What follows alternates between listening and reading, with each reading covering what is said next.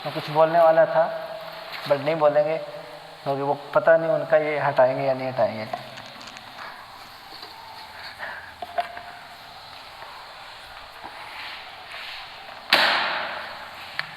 क्या चल रहा, क्या लास्ट क्या किया था उन्होंने कल C++ में क्या किया था ओप्स में?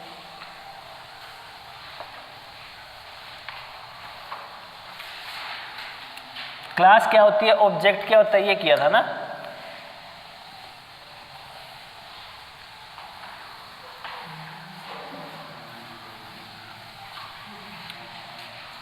क्लास क्या होती है यही किया था शायद।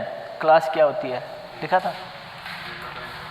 अच्छा डेटा टाइप चल रहे थे, ठीक है ठीक है ठीक है ठीक है। डेटा टाइप क्लास का ऐसे आपने इंट्रोडक्शन किया था बस। हाँ क्लास की स्ट्रक्चर बताई थी मैंने, इतना ही हुआ था। इसके बाद है ना एक होता है फंक्शन। फंक्शन क्या होता है?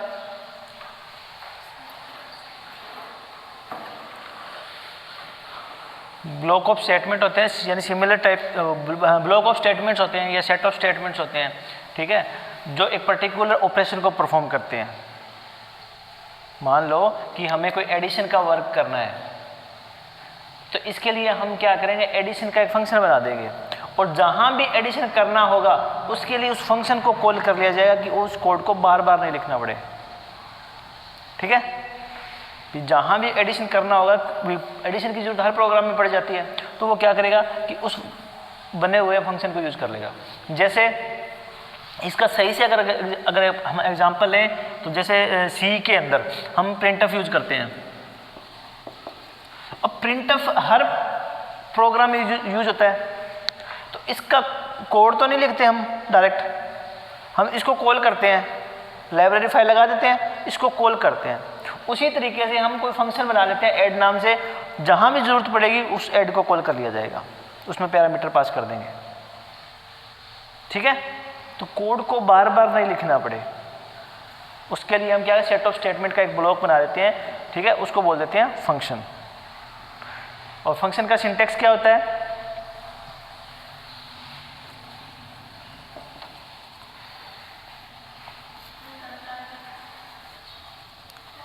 रिटर्न टाइप, फिर उसका फंक्शन का नेम, और इसके अंदर आर्ग्यूमेंट्स, और यहाँ पे फंक्शन की बॉडी जिसके अंदर नंबर ऑफ स्टेटमेंट्स रहेंगे। ये फंक्शन का सिंटेक्स होता है। तो फंक्शन की डेफिनेशन लिखो, सेट ऑफ स्टेटमेंट्स,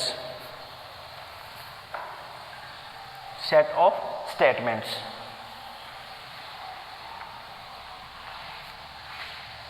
यानी फंक्शन सेट ऑफ स्टेटमेंट्स होती है। ये इसलिए बनाया जाता है कि कोई भी कोड को बार बार न लिखना पड़े, कोड को रीयूज करने के लिए फंक्शन बना दिया जाता है, ठीक है।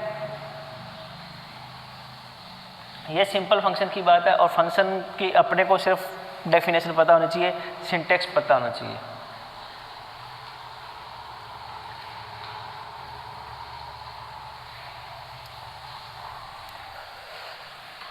यहां मैंने लिखा है रिटर्न टाइप,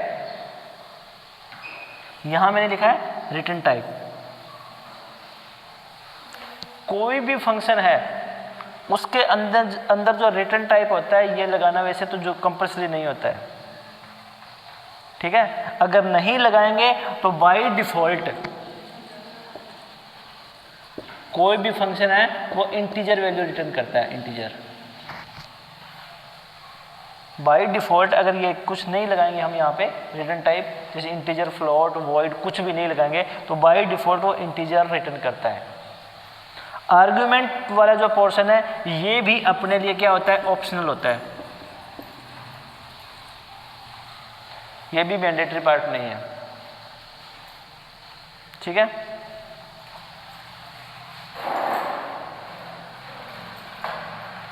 वो दे लो, चेयर दे लो, कोई ना।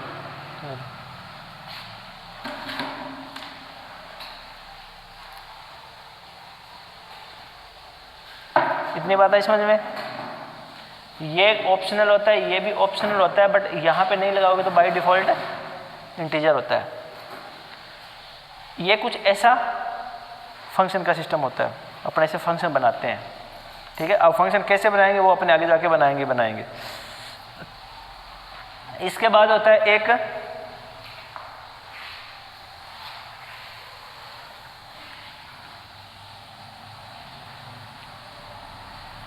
कौन सा फंक्शन होता है?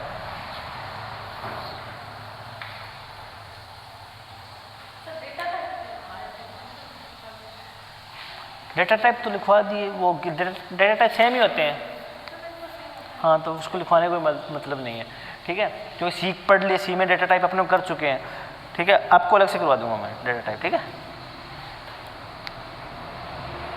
एक ये होता है सिंपल फंक्शन,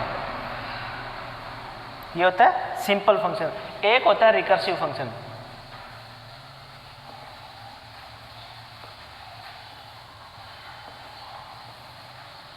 रिकर्सिव फंक्शन ये अब आप लिख लो, रिकर्सिव फंक्शन सी में नहीं करवाया था मैंने। जब कोई फंक्शन खुद को बार बार कॉल करे तो उसे रिकर्सिव फंक्शन कहते हैं। जब कोई फंक्शन खुद को बार बार कॉल करे तो उसे रिकर्सिव फंक्शन कहते हैं।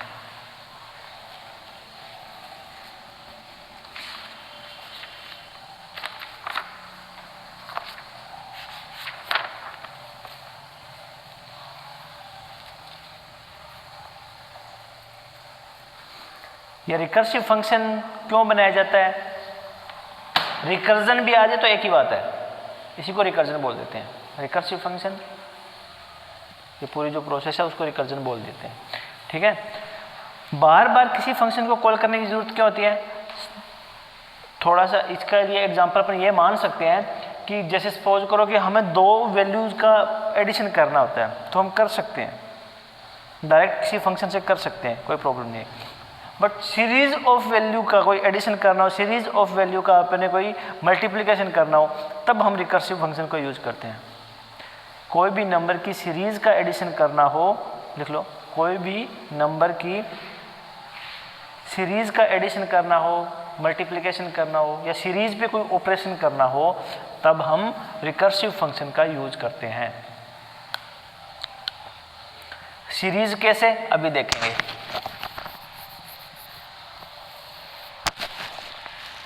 और अभी आपको यह भी समझ में आ जाएगा कि हर फंक्शन कोई ना कोई वैल्यू रिटर्न करता है, वो रिटर्न किस तरीके से करता है, उसके लिए हम अभी एक एग्जांपल लेंगे।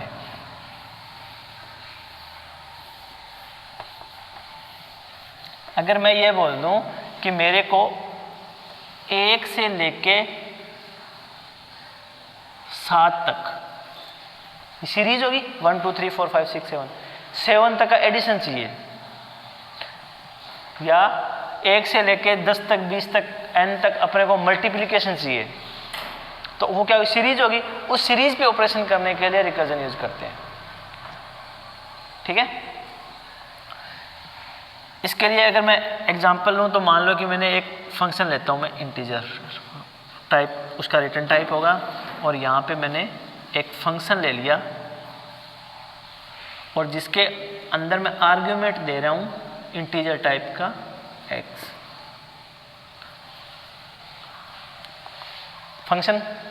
फंक्शन भी समझ में आ जाएगा, रिकर्जन भी समझ में आ जाएगा, ठीक है। अब मैंने एक फंक्शन बनाया और इसके अंदर एक सिंगल आर्ग्यूमेंट है, और ये फंक्शन जो है वो उस फंक्शन का नाम है func, और इसका रिटर्न टाइप इंटीजर है, ठीक है। अब मैं इसमें कंडीशन लगा देता हूं कि इफ x जो है जब तक बड़ा है 0 से, तब ये क्या काम करे, इस ब्लॉक में जाए, तब अपने इस बॉडी में जाएगा। जब ये कंडीशन ट्रू होगी तभी वो इस अपनी बॉडी में जाएगा, और इस बॉडी में जाके वो क्या करे, रिटर्न करे।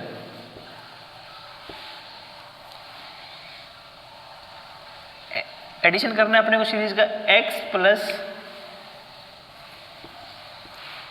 फंक्शन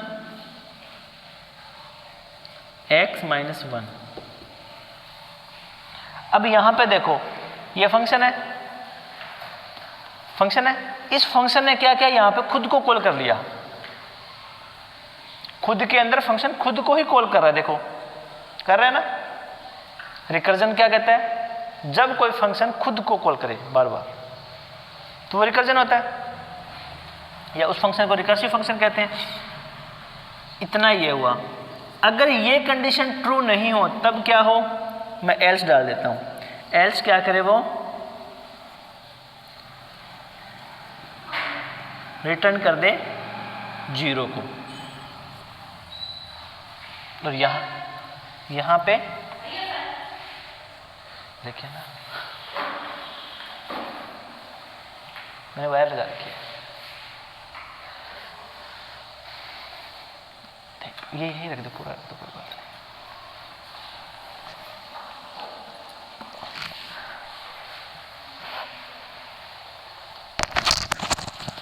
इतना बड़ा गिलास और रिकॉर्डिंग ऊपर से। चलो इतनी बात समझ में आई, ये फंक्शन अपने को बार बार कॉल करे। क्या ये फंक्शन चल जाएगा अब? अभी तक नहीं चलेगा। क्यों नहीं चलेगा? अभी मेन फंक्शन नहीं है। क्यों? एग्जीक्यूशन कहाँ से स्टार्ट होगा? मेन से। ये ध्यान रखना, मेन नहीं बनाते हैं कई बार, ठीक है। और कई बार मेन बना के मेन के आगे क्या लगा देते हैं, सेमीकोलन लगा देते हैं, तो वो एरर देता है। अब यहां पे मैं मेन फंक्शन बनाता हूं, और इस मेन फंक्शन के अंदर मैं ये कहता हूं कि एक मैं इंटीजर टाइप का वेरिएबल ले लेता हूं रिजल्ट नाम से, और इस रिजल्ट नाम जो का फंक्शन जो है ये कॉल कर लेता है किसको, फंक्शन को। और इसके अंदर मैं वैल्यू दे देता हूं डायरेक्ट। मान लो कि दूसरे तरीके से भी यहाँ पे मैं स्कैन से भी वैल्यू डलवा सकता हूँ, ठीक है, लेकिन मैं डायरेक्ट वैल्यू दे रहा हूँ। मान लो कि अपन 7 की बात करें तो 7 ले लेते हैं, और इसके बाद मैं लगा देता हूँ सी आउट।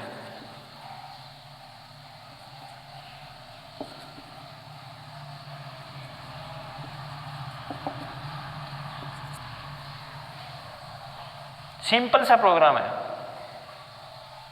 अब ये चलेगा कैसे? सबसे पहले प्रोग्राम यहां से एग्जीक्यूट होना स्टार्ट करेगा, ठीक है। इसके बाद इस लोकेशन पे आएगा, यहां पे आते ही वो क्या करेगा, एक रिजल्ट नाम से वेरिएबल जगह रिजर्व करेगा अपनी, और उसका कोई एड्रेस होगा। मेन मेमोरी में जगह ले रही है रिजल्ट नाम से, यानी कि जैसे ABC लेते हैं वैसे मैंने रिजल्ट नाम से ले लिया, ले सकते हैं, ये वैलिड है, ठीक है। अब ये करते ही इस फंक्शन ने क्या किया, यहां पे क्या हो रहा है, फंक्शन कॉल हो रहा है। ये अपनी डेफिनेशन ढूंढेगा,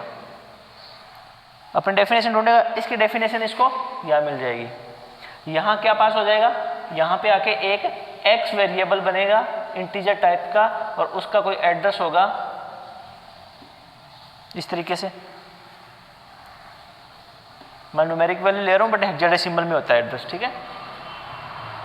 x में क्या आया, 7, यानी कि यहां पे x में यहां पे क्या पहुंच गया, 7 पहुंच गया, और 7 गया इसके अंदर, ठीक है। यानी कि सबसे पहले क्या हुआ था, ये फंक्शन यहां से कॉल हुआ, यानी कि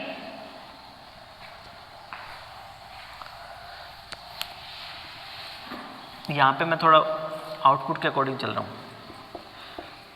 फंक्शन कॉल किया किस पे, 7 पे, यही हुआ था ना, फंक्शन कॉल हुआ 7 पे। 7 पे होते ही कंडीशन चेक की, यहां क्या आ जाएगा, 7 आ जाएगा। क्या 7 बड़ा है 0 से, है तो एल्स वाला पार्ट तो चलेगा नहीं, इफ वाला पार्ट एग्जीक्यूट होगा। इफ वाले पार्ट में ये क्या कह रहा है कि x प्लस फंक्शन x-1 कर दो, यानी कि ये क्या कह रहा है कि ये काम अब x क्या है, 7 प्लस फंक्शन 7-1, फंक्शन क्या करें, फंक्शन 7 माइनस 1 कितना हो गया 6। ये बात समझ में आई। अब यहां पे आगे फंक्शन खुद कॉल हो गया, दोबारा हो गया, यानी कि ये कहां जाएगा, इस लोकेशन पे जाएगा।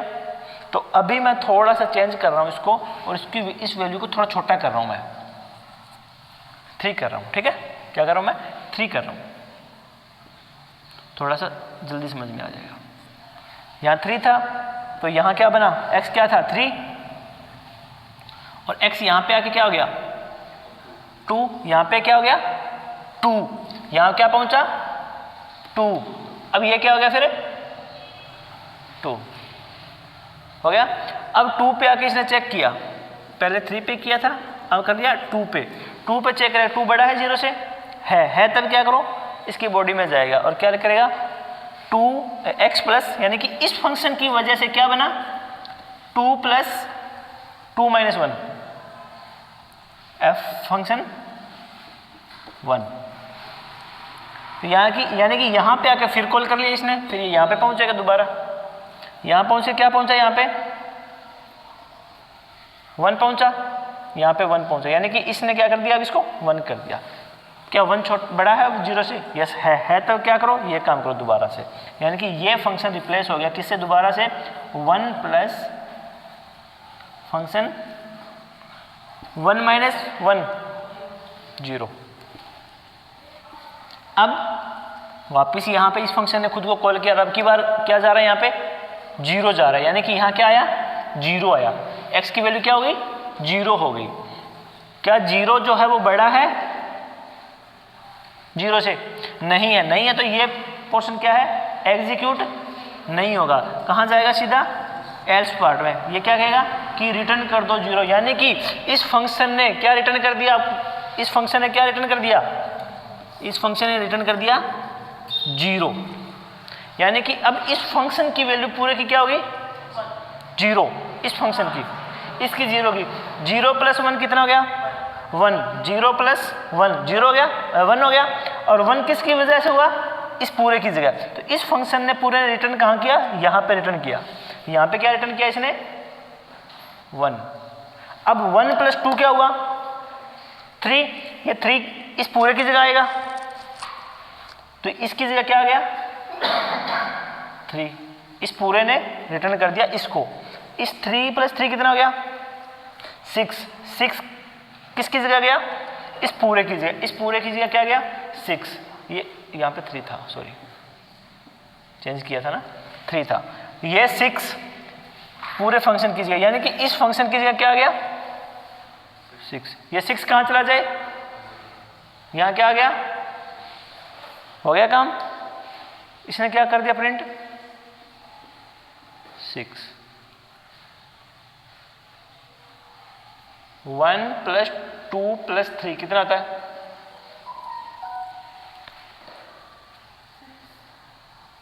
ये रिकर्जन होता है, इस तरीके से रिकर्जन का प्रोग्राम चलता है। ठीक है, तो बाय द वे क्वेश्चन मैं मानता नहीं ऐसा क्वेश्चन आ जाएगा, मैं मानता नहीं, ठीक है, बट पूछने वाले का क्या पता पूछ ले। तो रिकर्जन का प्रोग्राम इस तरीके से एग्जीक्यूट होता है, रिकर्जन होता क्या है वो पता चल गया होगा आपको, तो इसको एक बार नोट कर लो आप। प्रोग्राम की डेफिनेशन पूछ सकता है, और रिकर्जन में इस तरीके से कोई दे भी सकता है, वो कई बार वैल्यू दे देते हैं ऐसे कि यहाँ पे मैं 3 पास कर रहा हूँ तो इसका आउटपुट क्या होगा, तो वहाँ रिकर्जन के प्रोग्राम मोस्टली ज़्यादा होते हैं। ठीक है, ये चीज़ है, तो एक बार नोट कर लो इसको।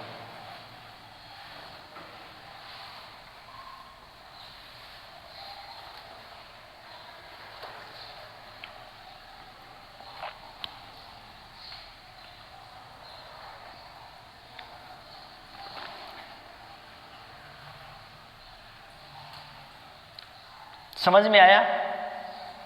थोड़ा सा इसको दोबारा देखोगे कैसे रन कर रहा है तो समझ में आ जाएगा। आपको आया क्या समझ? कम आया है, कम आया, हाँ, इसको दोबारा देखना आ जाएगा।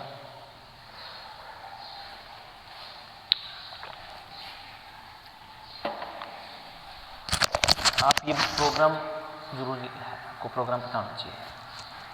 ठीक है, सर मैंने वाला क्वेश्चन कौन से का सॉल्यूशन? प्रोग्राम था 2 दिन हो गए, बताओ मेरे को, मैं भूल गया हूँ, मेरा मोबाइल नहीं है मेरे पास।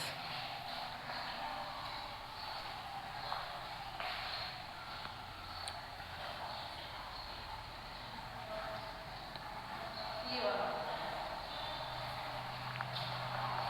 ये जो नीचे वाली कंडीशन है ना, कॉम्प्लीमेंट 7 एंड अच्छा अच्छा अच्छा, ये कंडीशन ट्रू बता रहा है। नहीं, ये कॉम्प्लीमेंट कर रहा है, कॉम्प्लीमेंट एंड हेक्साडेसिमल में ये वैल्यू है अपने पास। ठीक है, तो 7 का कॉम्प्लीमेंट क्या होता है?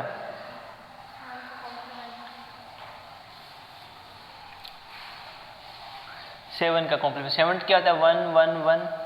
हेक्साडेसिमल कितने में होता है? 4 बिट में होता है। तो इसका कॉम्प्लीमेंट क्या होगा? 1 0 0 1, ये होगा।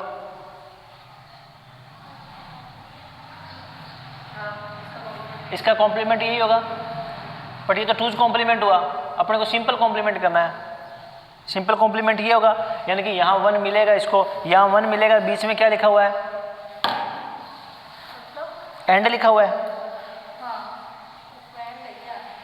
या और है? तो एंड करो, इसका और इसका एंड करो, क्या आएगा? 0 0 0 0 0 0, यही आएगा। एंड तो यही आएगा। अगर आप इसको रन करके देखो, क्या पता कि अगर जो ये इसने साइन लगाया है कॉम्प्लीमेंट का, ये 2's कॉम्प्लीमेंट का होता है या 1's कॉम्प्लीमेंट का होता है? ये देखो, मेरे हिसाब से तो ये 1's कॉम्प्लीमेंट का ही होता है।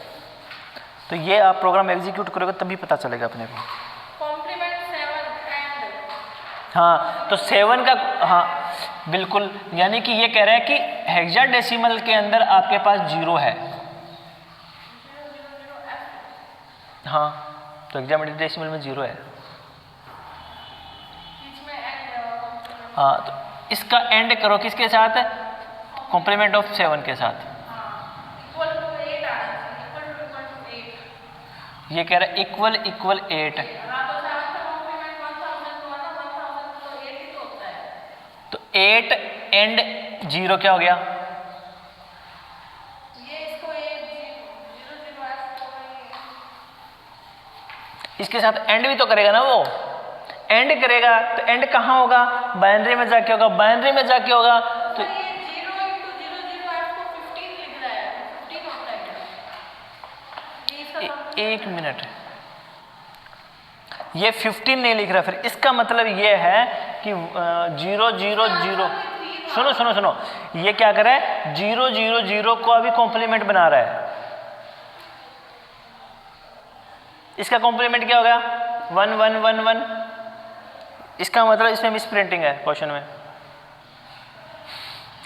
इसका कॉम्प्लीमेंट होगा तभी ये 15 बनेगा। ये 15 हो गया और इसका कॉम्प्लीमेंट क्या हो गया?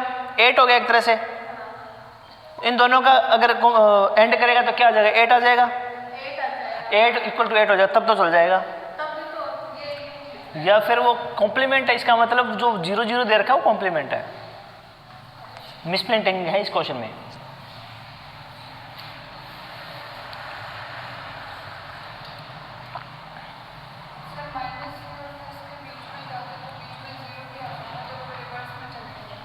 -6 -5 ऐसे करते हुए हम रिवर्स में चलेंगे तो इसका कॉम्प्लीमेंट 8 इसलिए माना जाएगा। नहीं, इसका complement 1's complement 2's complement किए थे ना, वो वाले कॉम्प्लीमेंट की बात हो रही है, वो वाले और यहाँ पे इसने एक्चुअल में क्या सिंपल बताया नहीं है अभी 1's कॉम्प्लीमेंट 2's कॉम्प्लीमेंट। इन्होंने क्या किया? सिर्फ साइन लगाया है, ये साइन लगाया है।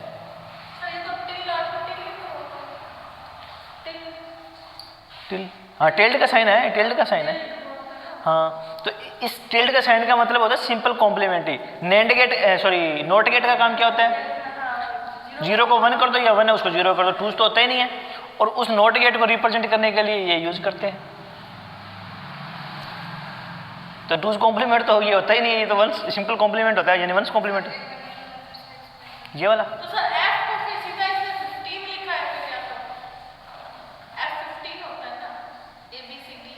एफ लास्ट में लगाया हुआ है। फिर 0 0 F है, F15 एक मिनट, अभी इनको ये बता दूं दोबारा, फिर वो क्वेश्चन दोबारा पर सोल्व कर लेंगे। 15 लेके सोल्व कर लेंगे, ऐसे तुक्के से काम नहीं चलेगा। ठीक है, कोई लॉजिक होना चाहिए अपने पास। ये दोबारा करें,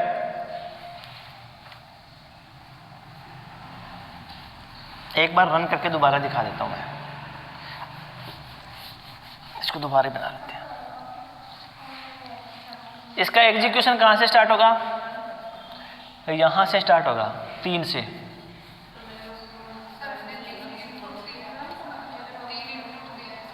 हाँ, 3 इनपुट दे दिया अपनों ने पहले, इस पे 3 इनपुट डाल के कॉल किया अपने इसको। ठीक है, तो ये जब ये अपनी डेफिनेशन ढूंढेगा तो कहां पहुंचेगा? यहां पहुंचेगा। तो यहां क्या पहुंचा? इंटीजर टाइप का 3। ये 3 कहां गया? एक्स में। थोड़ा प्रोग्राम को चेंज कर लें, क्या है अब क्या मल्टीप्लाई वाला कर लें, एडिशन वाली करना है। एक मिनट,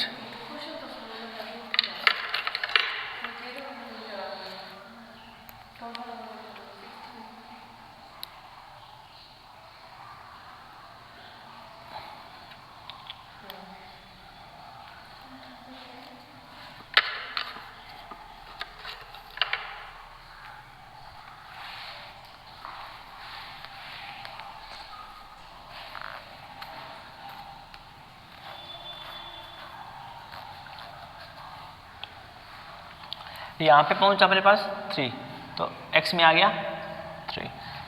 यहाँ क्या पहुंचा? 3। क्या 3 बड़ा है 0 से?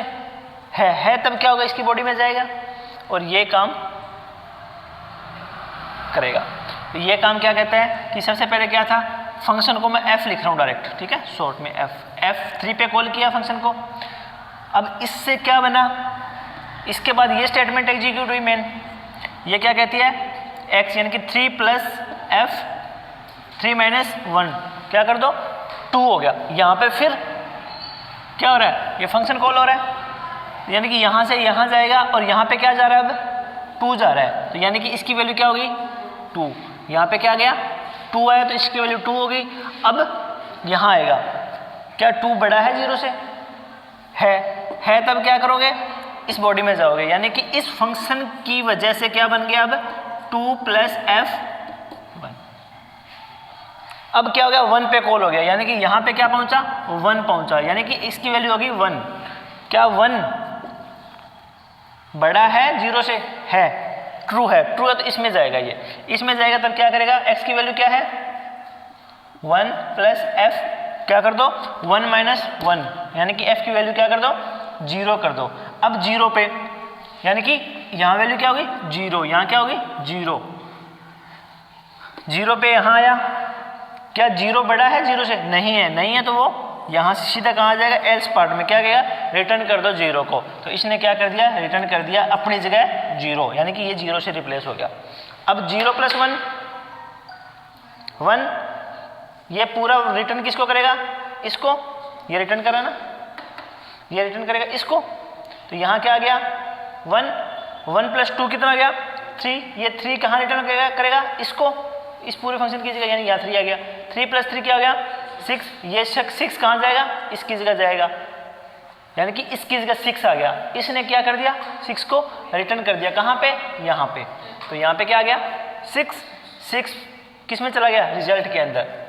नेक्स्ट रिजल्ट को प्रिंट कर दिया। ये काम हुआ है। अब आगे समझ में?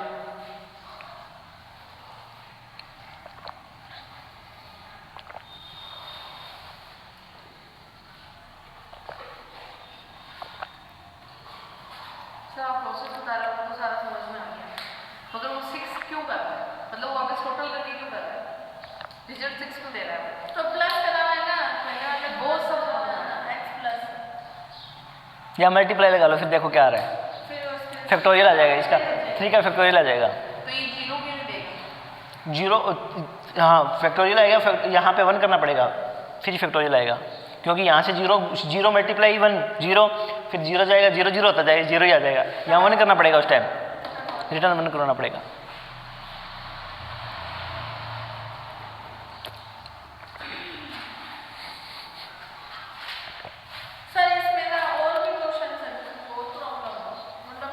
कौन बुक में क्या? हाँ भेजे हुए तो क्या करना पड़ता है गाँव में तो एंटर करना तो छोड़ दो बाईपास से भी ऊपर से निकल गया बाईपास से भी ऊपर से निकल गया। नहीं आएगा, देखो धीरे धीरे सारे क्वेश्चन होंगे अपने से। अभी तो सी अपने प्रोग्रामिंग पूरी नहीं हुई ना, प्रोग्रामिंग पूरी होगी तब देखना सारे। सीखा ही है सी का है क्या क्वेश्चन है? ये क्वेश्चन इफ से 7 and 8 print honesty this is the best policy. हाँ तो एक काम करो,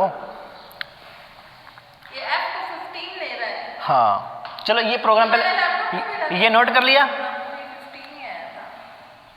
इसने एफ लिख रखा है ना, ये बिल्कुल ये नहीं, एक्चुअल में ये नंबर अलग है ना, इसको मैं रफ कर रहा हूँ ठीक है। और पहले ये प्रोग्राम ही करवाते हैं आपको क्वेश्चन।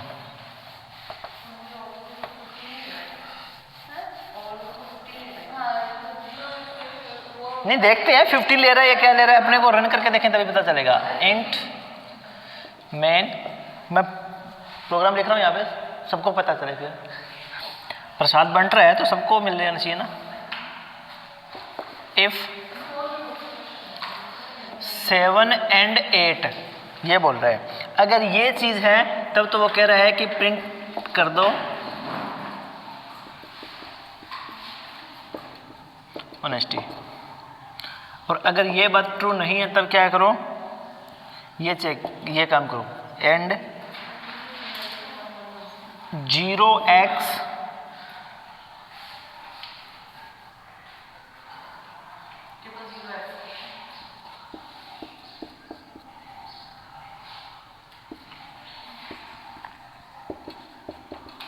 आगे वो नहीं लगाया था क्या आपने? ये था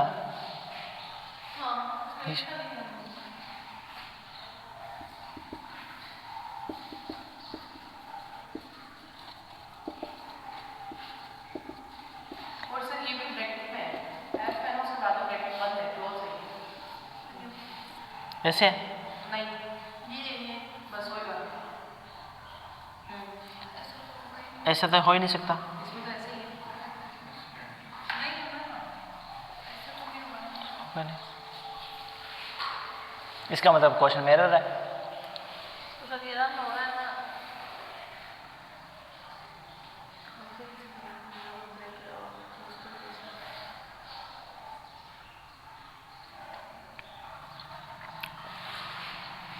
पकड़ो इक्वल टू 8 करा नहीं क्या मैंने? करके देखो, इक्वल टू 8 करके देखो पहली बात, ठीक है। और ये अगर यहाँ पे ये लगा ना, यहाँ पे ये जरूर लगेगा, एक एक्सप्रेशन है ना, ये एक अकेली एक्सप्रेशन है, ये एक्सप्रेशन अंदर आती है, ठीक है। तो अगर इसको मैं देखूँ तो ये हेक्साडेसिमल में 1 2 3 4 एफ है, 1 2 3 4। 7 का बाइनरी क्या होता है? 7 का बाइनरी होता है 4 बिट में, 8 बिट में लेना पड़ेगा, 4 4 8। अब इसका 2's कॉम्प्लीमेंट, इसका वो कॉम्प्लीमेंट करेंगे तो ये क्या आएगा 1 1 1 1 1 0 0 0, यही आएगा। यानी कि 1 1 1 प्लस 3 0 है, ये 1 1 ये बना। इसका एंड करेंगे तो क्या आएगा 0 0 0 1 0 0 0 0, तो ये बन गया 8। बिल्कुल ये इसी तरीके से चलेगा, यानी कि इसका रिजल्ट क्या आया 8 आया। तो 8 इक्वल 8 है, यस है, यानी कि ये कंडीशन इस ट्रू है, ये ट्रू है तब ये एग्जीक्यूट हो जाएगा। 7 और एंड 8 का एंड करेंगे, 7 का बाइनरी क्या होता है 8 का क्या होता है, इसका एंड करेंगे तो 0 0 0 0, यानी कि इसकी जगह 0 जा रहा है, तो 0 जाएगा तो ये एग्जीक्यूट नहीं होगा, ये वाला एग्जीक्यूट हो जाएगा। तो ये F है, फिर F है, और F कैपिटल में लिखो, ये स्मॉल में लिखोगे। ये 0x का मतलब ये कि ये हेक्साडेसिमल में है, ये वैल्यू हेक्साडेसिमल में है। ये तो है सिंबल कि ये हेक्साडेसिमल में है, ये सिंबल है, सिंबल यूज किया जाता है 0x।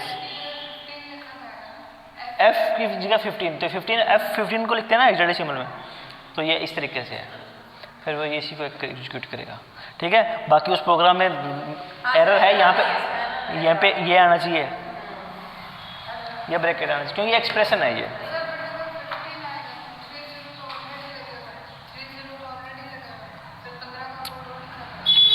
फिर क्या है, तो मेन बात ये है कि अगर इसको कम हो जाएगा, लो जितने बिट का ये होगा उतने बिट का ये होगा, दोनों की बिट पहले बराबर करो, ये मैंने कन्वर्जन में बताया था ना। हाँ, दोनों की बिट बराबर होनी चाहिए इसकी। आपको थोड़ा नहीं आ रहा तो नंबर सिस्टम दोबारा होगा तो आ रहेगा आपको समझ में, ठीक है। तो ये सर आपने बार-बार 1 1 क्यों लिया, वो 7 का कॉम्प्लीमेंट्स का निकाल लास्ट में? ये वाला, ये वाले 1 क्यों लिए? ये 3 1 क्यों लिए इक्वल करने के लिए? ये कह रहे हो या? हाँ, ये वाला, ये सारे पहले 1 क्यों लिए?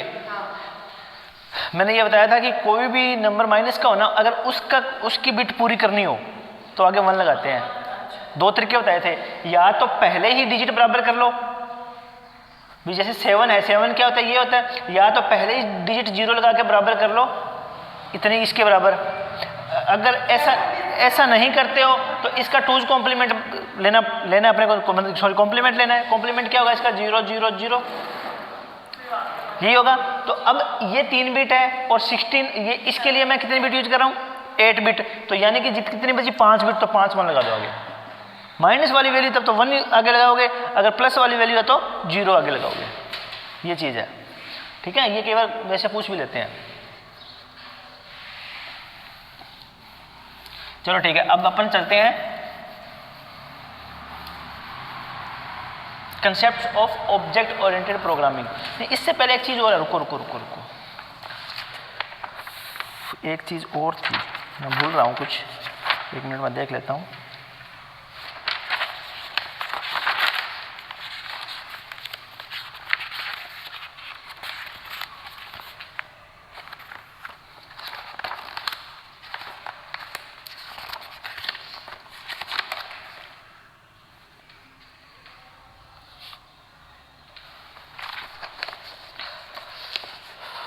लिखो रेफरेंस वेरिएबल।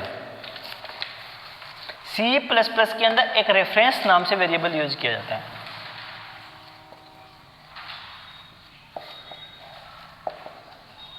हेडिंग डालो रेफरेंस वेरिएबल।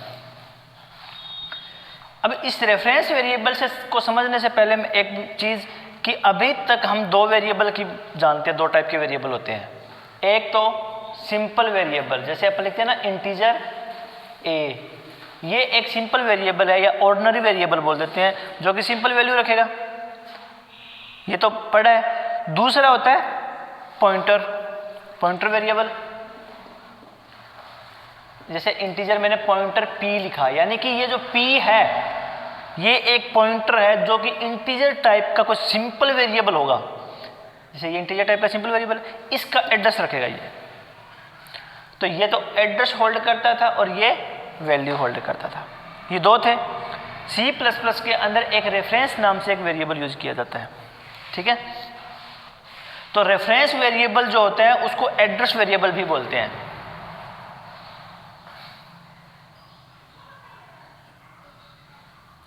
और रेफरेंस वेरिएबल को एड्रेस वेरिएबल भी बोल देते हैं। और रेफरेंस वेरिएबल के लिए %, का साइन यूज करते हैं, ये साइन यूज करते हैं। रेफरेंस वेरिएबल के लिए ये साइन यूज करते हैं। जिस तरीके से पॉइंटर के अंदर इसको कैसे रीड करते हैं? एड्रेस ऑफ रीड करते हैं, लेकिन यहां पे इसका मतलब एड्रेस ऑफ नहीं होता है। हाँ, जैसे मैं एक एग्जांपल लूं, पहले इंटीजर पे करवाया था, चलो अभी स्ट्रिंग पे करवाते हैं। मैंने एक स्ट्रिंग टाइप का मैं एक वेरिएबल लेता हूं,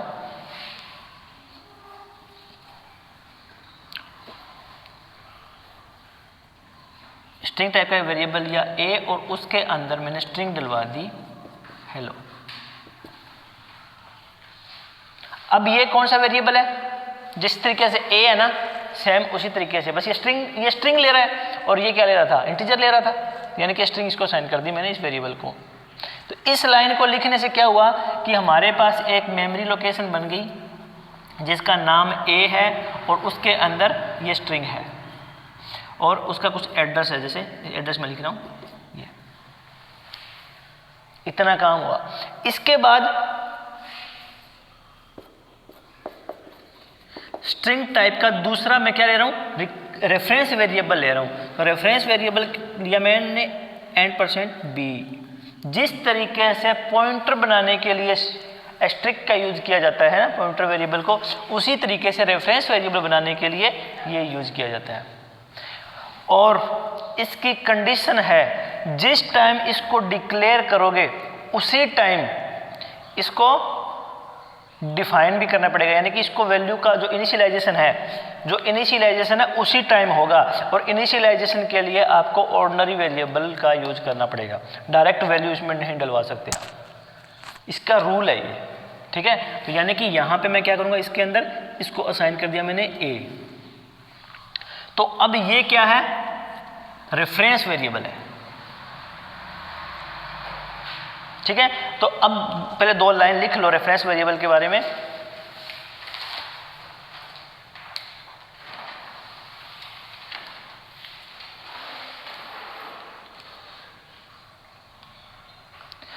रेफरेंस वेरिएबल को जब डिक्लेयर किया जाता है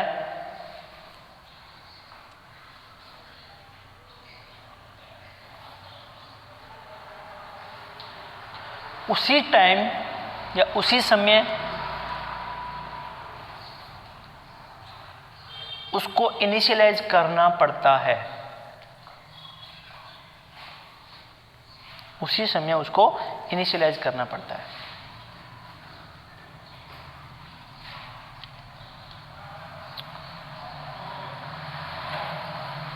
लिख लिया। और रेफरेंस वेरिएबल को ऑर्डिनरी वेरिएबल द्वारा ही इनिशियलाइज किया जा सकता है। रेफरेंस वेरिएबल को ऑर्डिनरी या सिंपल जो बोल देते हैं अपन, सिंपल वेरिएबल द्वारा ही इनिशियलाइज किया जा सकता है। 2 बात हो गई। तीसरी, इसके लिए साइन क्या यूज करते हैं, ऑपरेटर कौन सा यूज करते हैं, %, ऑपरेटर इसके लिए यूज किया जाता है। ये भी लिख दो, लिख दिया तो ठीक है, नहीं तो लिख दो। इसके लिए ये यूज करते हैं %। इसके बाद इसको अपडेट नहीं किया जा सकता, reference variable can not be updated.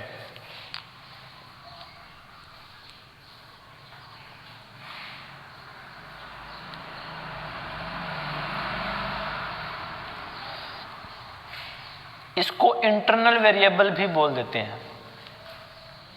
बात आ जाए ना कहीं इसमें से इंटरनल वेरिएबल कौन सा, 4 ऑप्शन देने में क्या जाता है, ठीक है। तो वो समझ जाना कि ये ऑर्डिनरी वेरिएबल है। और कई बार क्या कहते हैं कि इनमें से कौन सी स्टेटमेंट सही है, ऐसे बना देगा, एक ऑप्शन ऐसे दे देगा, एक पॉइंटर वाला दे देगा, एक सिंपल वाला दे देगा, एक दे देगा नन ऑफ दीज। हम बोलेंगे ऐसे तो वेरिएबल बनाते हैं, ऐसे पॉइंटर बनाते हैं, ये क्या बनाते हैं, कुछ बनाते नहीं है, इसको हटाओ, ये गलत, ये आंसर है। तो ये ध्यान रखना, ये रेफरेंस वेरिएबल होता है C++ में।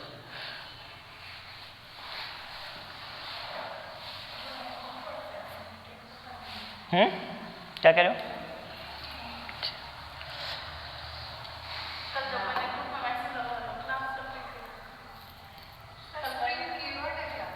स्ट्रिंग जिस तरीके से इंटीजर वेरिएबल फ्लोट होता है, स्ट्रिंग वेरिएबल भी होते हैं ना, ये स्ट्रिंग टाइप का वेरिएबल है ये।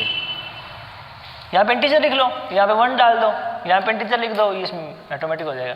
तो यहाँ पे क्या हुआ, ए के अंदर क्या वैल्यू गई, हेलो गई। जैसे मैंने ये लाइन लिखी, ये लाइन लिखते ही पॉइंटर में क्या होता था,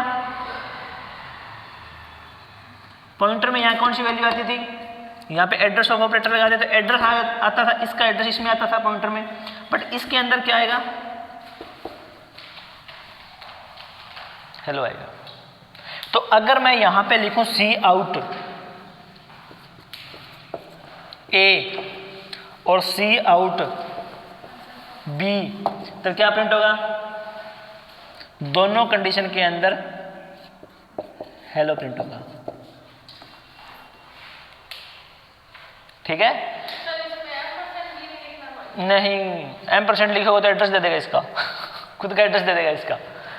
%, इसमें लगाओगे तो इसका एड्रेस दे देगा। मान लो कि इसका एड्रेस 3009 है, अगर यहाँ पे %, लगा दिया तो ये इस एड्रेस को प्रिंट कर देगा, यहाँ लगा दिया तो इस एड्रेस को प्रिंट कर देगा। तो ये क्या है, रेफर कर रहा है, यानी कि बी किसको रेफर कर रहा है, ए को। ये ए क्या है, हेलो है, रेफर कर रहा है वो। हाँ, तो एक ये मान लिया जाता है वर्चुअली कि जो ए रेफरेंस वेरिएबल है, यानी कि इसी का दूसरा नाम रख दिया गया है बी, ये मान लिया जाता है। बट एक्चुअल में मानने में कुछ नहीं जाता, बट एक्चुअल में ऐसी होता है कि उसकी एक तरह से कॉपी बनती है, वो अलग से बनता है, अलग से अपनी स्पेस लेता है ये मेन मेमोरी में। ठीक है, तो रेफरेंस वेरिएबल समझ में आया। ठीक है, तो इसमें अपना कुछ नहीं है, ये कंसेप्ट ही ऐसा उन्होंने बनाया, क्यों बनाया उससे अपने कोई मतलब नहीं है, बेला बैठा था बना दिया बस, ठीक है, क्या दिक्कत है, कोई टाइम नहीं था उसका, कोई और सोच रहा था। कौन सा, किसने बनाई थी C++? बाजार ने। तो बाजार ने क्या है, चाय पी रहा था, ठीक है, गलती से एक चाय खत्म है, वो दूसरी और आ गई, तो बैठे बैठे चाय आएगी एक और बना देते हैं, चलो, तो वो बना दिया उसने, ये मान के चलो आप।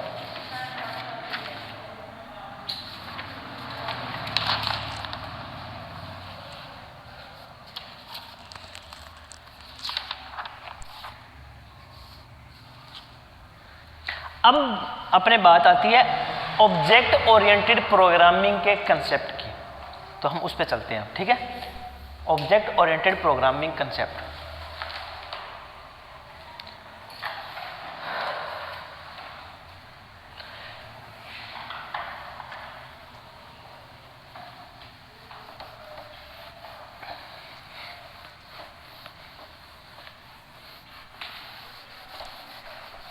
क्या टाइम हो गया?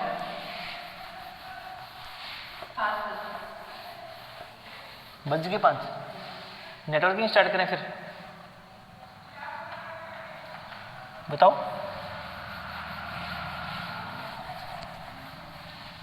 नेटवर्किंग करें फिर, और ये इस कंसेप्ट कल कर लेंगे, बाकी आगे तो 1 घंटा नेटवर्किंग को भी देना पड़ेगा अपने को, 1 घंटा 16 घंटा 1.5 घंटा जो भी है।